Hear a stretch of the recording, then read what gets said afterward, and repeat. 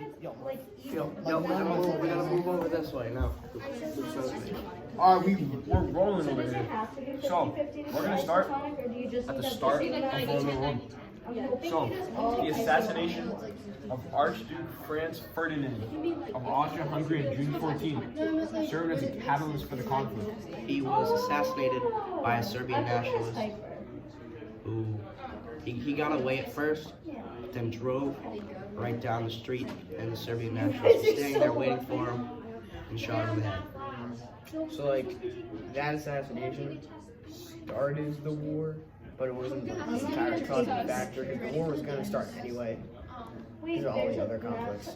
So if you think about mania, mania can like relate to like the burger analogy that we were doing earlier. Where he just comes On our last project. Yo, we're on camera, dude. Oh, we got a special guest. What can you say about World War One? World War I was a very Get in the camera, get in the camera. Get in the camera. World War I, very exciting time. Well, not very exciting. I mean, people are dying. Yeah, that's cool. So how does this relate to the burger analogy?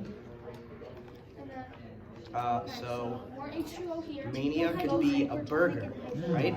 So the top layer is militarism. The cheese of the burger is alliances. The N can be nationalism, which is a real part of the burger patty. The patty of the burger. The ketchup is imperialism. And the bottom, the other A, is assassination, which was the assassination of Archduke Franz Ferdinand. It's like each goes higher. So first we'll talk about militarism. So militarism was basically What's the solution? like Because it's when not they had a good military hypersonic. and when they had to support the military and just like ready for all battles. Okay. No, Alliances. wait, can I just turn this real quick? Alliances Okay. is when So if it's 90% countries H2O, it's coming out formed making it. strong bonds with each other to fight together. But then what's So the there was solution? two alliances really, the Allied powers and the Central powers. Nope. Two No. burgers come together, it's not equal anything good. The Allied powers included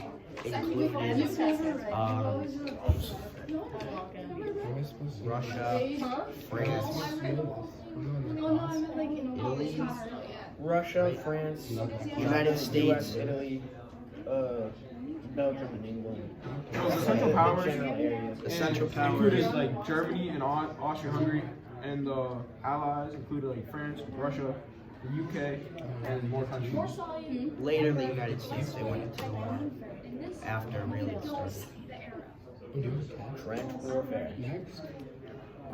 And what's us more than a bad burger? Get hit in the face with a paper ball.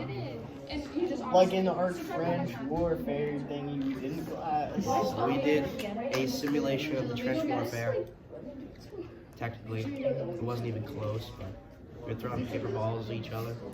Kind of fun, but real trench warfare. It's not fun. It's It's not like a fun. burger. Because you could die. So there was trenches Alright. that So were the built, people. and there was millions of soldiers inside the trench.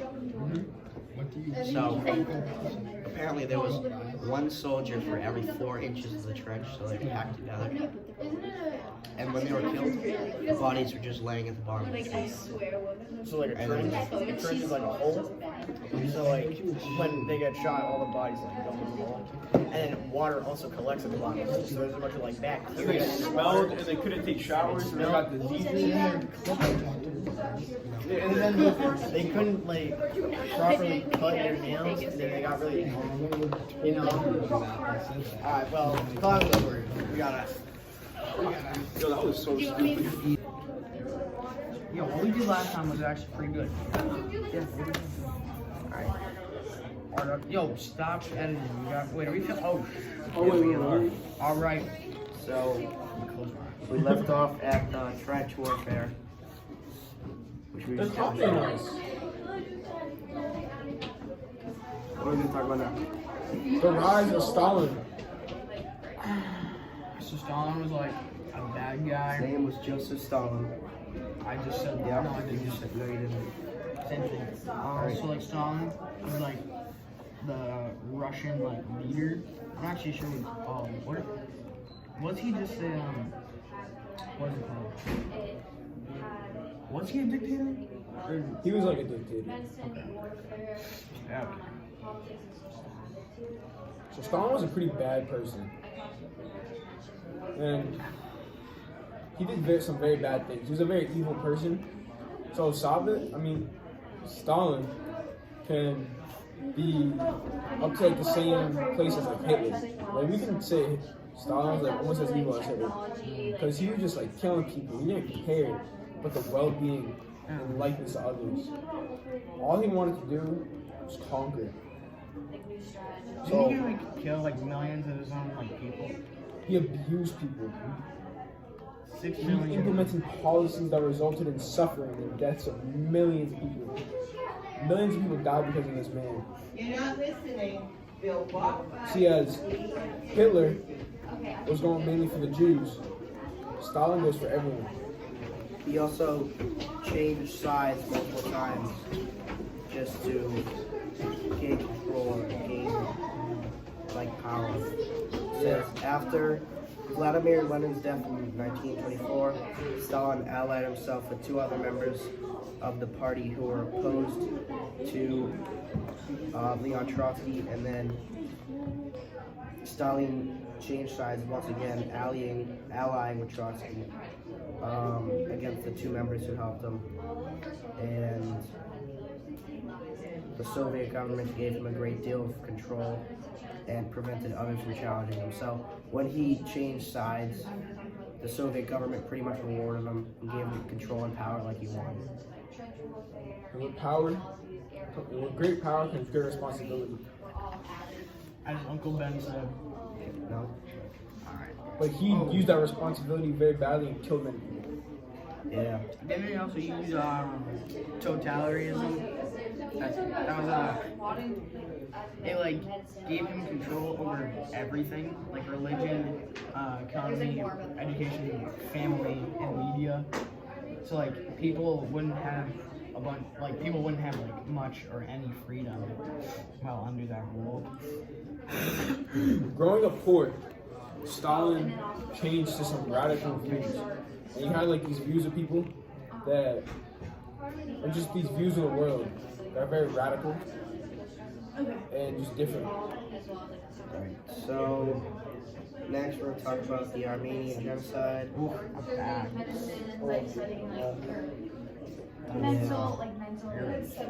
The Armenian population decreased by almost 2 million people from 1914 to 1922. And the Ottoman and Russian empires were on opposite sides, but the Armenian Empire took a lot of damage. And, Oh yeah, wait, hold on. yeah. Something that happened was like the Ottoman Empire and what was the other one? And the Russian Empire.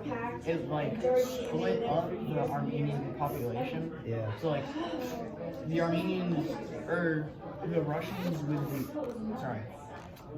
the Russians would treat their part of the Armenians like they were traitors, and so would the Ottomans because they were split up between the 2 countries, and they were just like abused, killed, deported.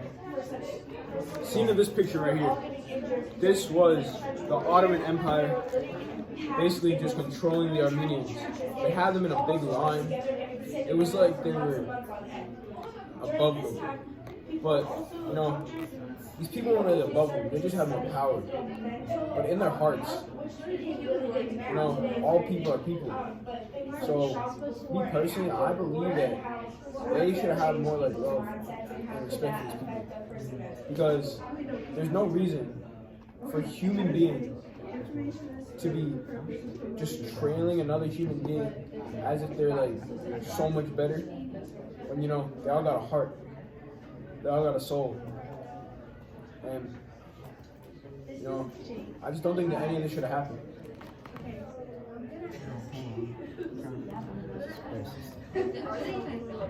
Yeah.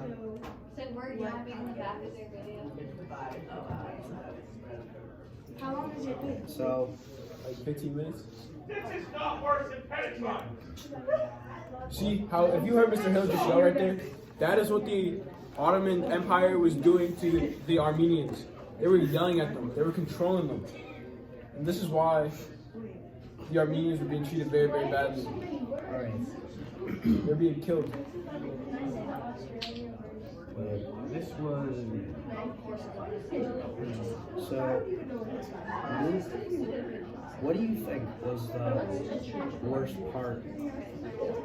Or, actually, what do you think was the most significant part of Mania, going back to that?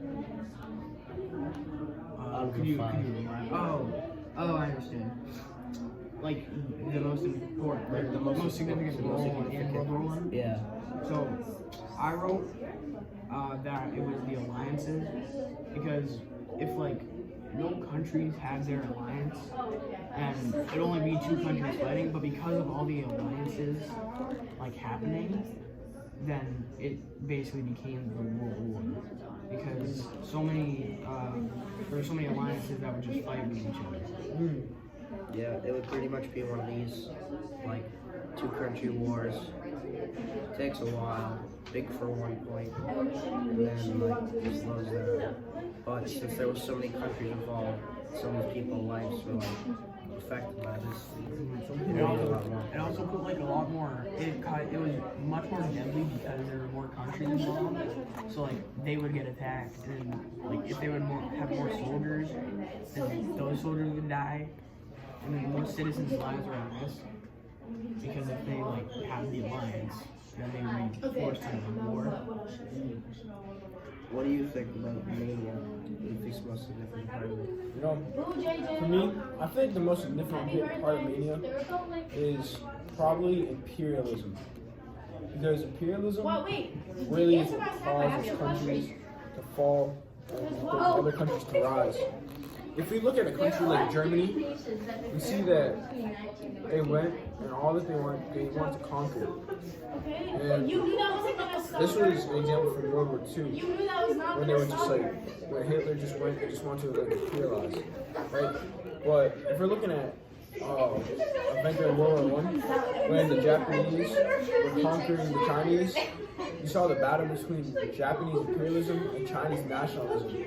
But the Chinese had so much like pride and respect for their country, but the Japanese just wanted to like go and conquer them and get as much land and resources as possible. And because they had to do that, because they were like a secluded island, so they like were forced to expand to get more resources. Yeah.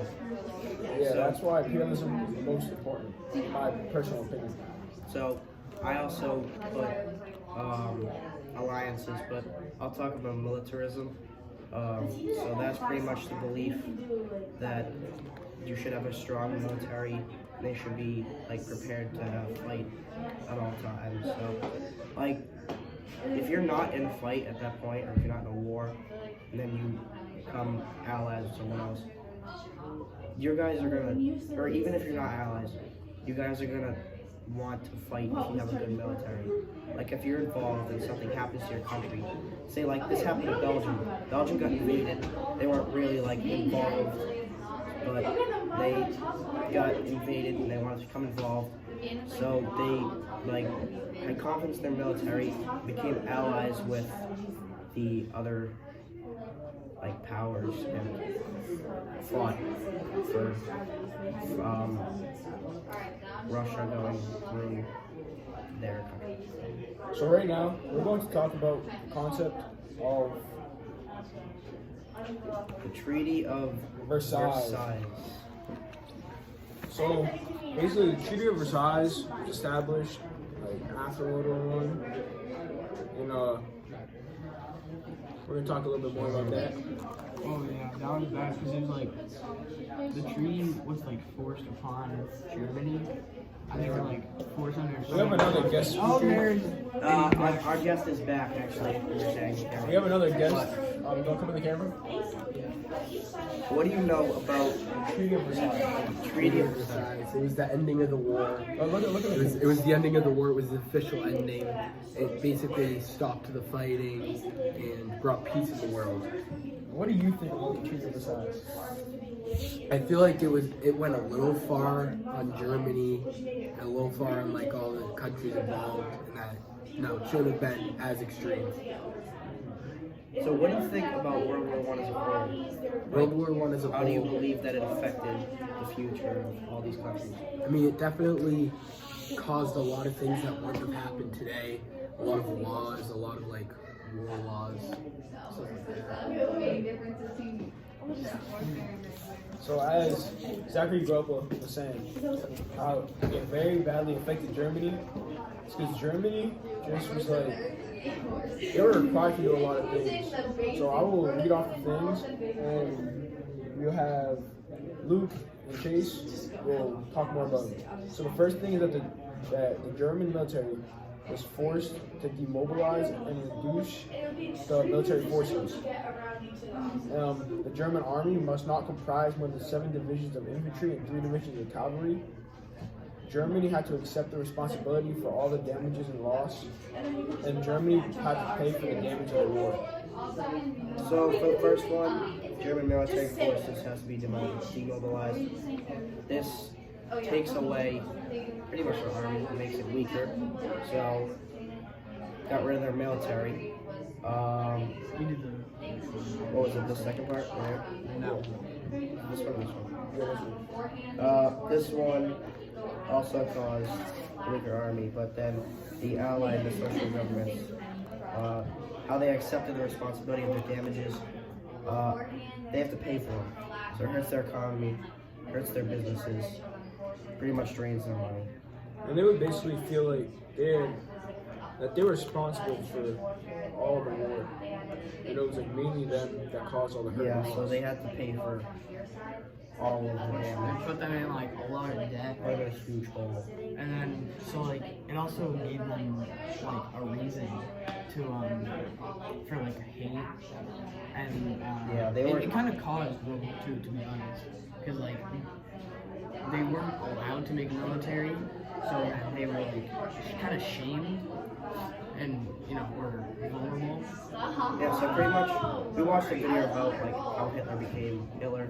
So since he was a soldier in World War I, when they lost, and all of this stuff happened to them, he took it personal and wanted to defend his country. So pretty much all the stuff that happened pretty much caused World War II. Alright, and I'm going to show like a picture or an image of an illustration of what like it could be like for Germany, just like putting it into something that we can understand. So right here is a man under $55 billion. Not billion. That is billions. $55 billion. $55 billion is a lot. We have a special guest right here. So he doesn't want to come in. But so this picture basically says That they're being crushed yeah, with the a lot amount of money. debt that they have to pay, yeah. So like, Reparations. it was like in this like document, it says that it was seen as like forced peace because like the Allies, they saw it as peace, but then the Germans saw it as like they didn't punishment, not peace. It was forced upon them. Like they really just had to sign it. It wasn't like they had the choice. And then like it was just entirely none of it was in their favor. So they wouldn't want to sign it. And because they were forced to, they had to like take responsibility of all the damages and lost like their entire army. Then there's this picture of Germany being pushed off and alleged by the Allies. It's like an Pretty much what he was talking about, how they got forced into doing this. Like, it's considered peace, but it's really, they're forced to do it, they didn't want to do it, but they had to do it. Alright, so all in all, the Treaty of Versailles basically created peace, but the peace was upon quicksand. Because Germany was a country that wasn't really at peace, so something was bound to happen. Yeah, something was going to happen.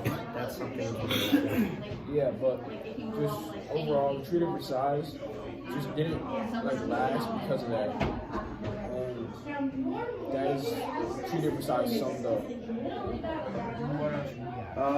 We also have Japanese imperialism, which was a disaster for like a major disaster. So Like you said before with the Chinese nationalism and Japanese imperialism, so because they were secluded on the island, they had to expand their resources. And because the Chinese were like so like proud of their country, they kind of like resisted. So it just caused like a big conflict. So Japan wanted to fight as brutal as possible. They wanted to take all the power from China. So, Wait, what was the first one called? It was like Nanjing. Nanjing. Nanjing was the capital of China at that time. It was the Nanjing Raid, maybe? It was the Battle of Nanjing. Battle of Nanjing. Just that? So, Or it was the Nanjing Massacre. Massacre, that was it. Yeah, That that's was like Japanese like invading Nanjing. and there was also some videos about like Chinese families just being like killed by these Japanese intruders. Like, Massacred. there's these kids who like were 8 or 9, 10 years old. Parents got shot. Like People were raped, people were executed, people were killed, all different types of ways. yeah, siblings, like younger brothers, sisters, fathers, grandparents, cousins. We heard a story. Many that Chinese there was- people were killed. Yeah, there was a story that a Japanese man just like knocked on their door, and then they just Father like opened the the door father and was opened. immediately The father was immediately shot after opening the door, so he entered, and then like the Chinese people had to like try to hide under the table, and then they like stuffed their kids as far back as they could. But like a 1-year-old was like beaten to death or something. Yeah, they said she was like beaten to death by like the Japanese devil. Apparently, like crushed the 1-year-old baby with a And knife. they would just go from like house to house to do that. Yeah, so, and there was like, they said their policy that they were like chanting, kill all, burn all, loot all, which is like, they wanted to do whatever they could to like take control of China. You see that like they couldn't really defend. Chase Wallace, huge congrats on last night.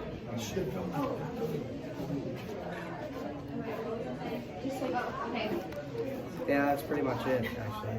So, We'll wrap it up tomorrow. yeah.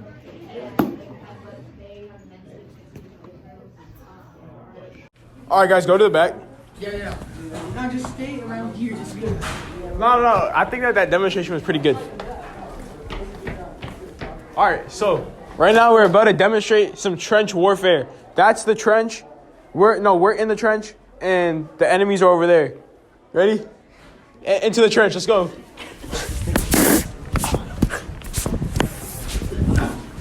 All right, yo, get up, shoot. Yo, I see him.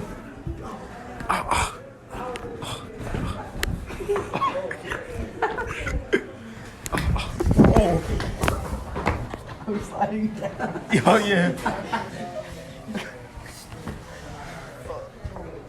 All right.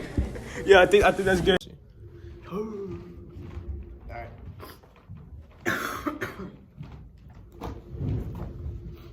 Alright, so in our like video, we covered maybe 4 or 5 main topics of World War I. Starting with the death of Archduke Franz Ferdinand, then we moved to Mania and what that means. Then we did the trench warfare and demonstration, Joseph Stalin, the Treaty of Versailles, And then the Nanjing Massacre. the Nanjing Massacre, and then one more thing. Start with an A. Forget what it's called. Yeah, just look back. Wait. Was it in? Were we talking about? Is that like inmate or alliances? Go down. Wait, the story. Yeah, it's like right down there. You know, Armenian genocide. Oh, the Armenian We also genocide. talked about That was that. before the Treaty of Versailles. An overview. So, pretty much, Archduke Franz Ferdinand He got died. killed. He died, caused the war, basically. Mania was Militarism. Alliances. Alliances. nationalism, imperialism, No, assassination. that's very wrong. Yes, it is. Oh yeah, that is right. What's the other thing? We should do like a quick definition of each. Yeah. So militarism is like when they have like a strong military. And they good they military. believed when there was an opportunity to fight that they were gonna fight. Alliances is when they built relationships with like the other countries, like to go with them into war. Nationalism was like the pride of one's country. Yeah. What was it? Imperialism. Imperialism. That was like where they wanted to like expand, right? Yeah. And For more resources and assassination was the assassination of Archduke Franz Ferdinand. So that those keys, like those 5 key concepts, basically what started World War I. The trench warfare. We did a demonstration of it. It was just We like, didn't really take that serious, but like, it's just an overall demonstration. and the Treaty of Versailles. That was like the peace. The peace That was treaty after the war After World War One. of how Germany was responsible for most of the war. It said like Germany couldn't build an army. It was responsible for like everything. And it said that it was like peace upon quicksand, which meant that the peace would eventually like kind of crumble away. And this kind of led to World War II. Yeah. Like I mentioned before, Hitler wasn't a soldier for the Germans. Then they lost, and they were treated terribly. Or they weren't treated terribly, but he felt like his country was being treated poorly, and took it personal and turned into Hitler that we know today. I'm gonna do like a quick sum up of Stalin. So he was basically German. He was like a dictator, and he was a very bad dictator because he killed many people, killed millions of people. He may have been almost like more than as cruel, like a little bit less cruel than Hitler, and he just did a lot of like bad stuff, hurt a lot of people. He just wasn't like a good guy. He ruled over, what was it called, like totalitarianism? Yeah. Yeah. That was his policy pretty much. What was it? Oh, The Armenian The Armenian genocide. genocide. people. So the Armenian genocide. Oh, that was, what was it, like the Armenians? Ottoman Empire. They were split between the Ottomans and The Russians. the Russians, so like they would think the other people were traitors because there was another group on the other side of the country. So it was just a bunch of killings because they didn't trust any of the Armenians. Yeah, so basically, just sum it all up, the Ottomans and the Russians split the two sides of the Armenian population, and they just like killed them, didn't treat them well, took their land, killed their people. This wasn't good. And finally, Japanese imperialism, or the massacre of Nanjing between the Japanese and Chinese, which was Japanese invading Nanjing and wanting all the power in the world. Like they went straight into China, killed innocent people for power. That like they just wanted power no matter what. They would do anything to get power And resources. Because Japan, in their country, they didn't have like many resources, so they had to go and invade countries like China, smaller countries that had natural resources. that had natural resources and couldn't fight back to go get the resources. They were very ruthless. They didn't really care about anything or anyone. They just wanted to get as much resources and power as possible. Yeah, and then they went by a saying that I think I remember. It's like Kill all, loot all. kill all, loot all. What was the other one? Something. Kill all, loot all. What was the other one? Kill all, burn all, loot all. Burn all. Yeah. Yeah. So they invade. So it speaks for itself. They killed all the people that they saw. They burned down the houses. They took the resources. They looted them. So that was a 3-hour policy. We kind of went over everything, didn't we? Yeah. So what are like you guys' opinions on World War I? It's bad. It's very bad. And like, couldn't really have been stopped because like of just everything that was happening. Because like, it wasn't just the assassination. It was also everything else. Yeah, it would, even if the assassination didn't happen, or was going to happen anyways, but we learned about how World War I wasn't like the deadliest war of the two. Like, World War I was really bad, but World War II was really, really bad. Yeah, World War II was. It was the next step bad. Like, millions of people died because of World War I, but so many more died because of World War II. And World War I was just a time that, like, you know, it was a bad time that our people have to learn from. We have to go back to it. We have to teach it in schools. We have to let our young children know about the struggles that people used to have to go through back in the World War I days. So that's pretty much it. Yeah. So that's World War I.